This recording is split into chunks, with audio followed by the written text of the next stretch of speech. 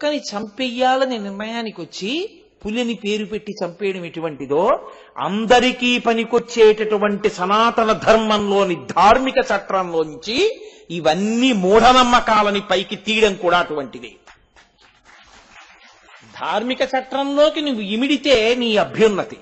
సుఖాల కోసం ధార్మిక చట్రంలోంచి తప్పించే ప్రయత్నం చేయడం వ్యక్తి అభ్యున్నతిని నాశనం చేయడమే.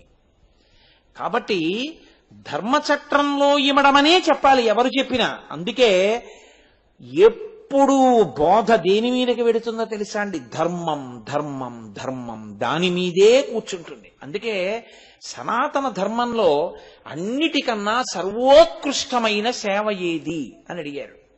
అన్నదానం చేయడం, ఉచిత కంటి శస్త్రచికిత్సలు చేయడం మంచివే, నేను కాదంటలేదు. కానీ పతాక స్థాయిలో మంచి ఏమిటో తెలుసా అండి? మంచి మాట చెప్పడమే. మంచి మాట మనిషిని మార్చేస్తుంది. మనిషిని మారిస్తే వాడు దేవుడైపోతాడు. మంచి మాట లేకుండా నువ్వు అన్నం పెట్టావు, శరీర బలంతో వాడు చెయ్యకూడని పని చేయడానికి వాడు సిద్ధపడచ్చు. అప్పుడు నువ్వు పెట్టిన అన్నం ఉపకారానికి పనికి రాకపోవచ్చు, కానీ చెప్పిన మంచి మాట మాత్రం తప్పకుండా మంచి కొరకే పనికొస్తుంది. వాడు దుర్మార్గుడే విడిచిపెట్టాడు, నీ దోషం ఏం లేదు అందులో. కానీ చెప్పగా చెప్పగా చెప్పగా చెప్పగా ఎప్పటికైనా పనికొస్తుంది.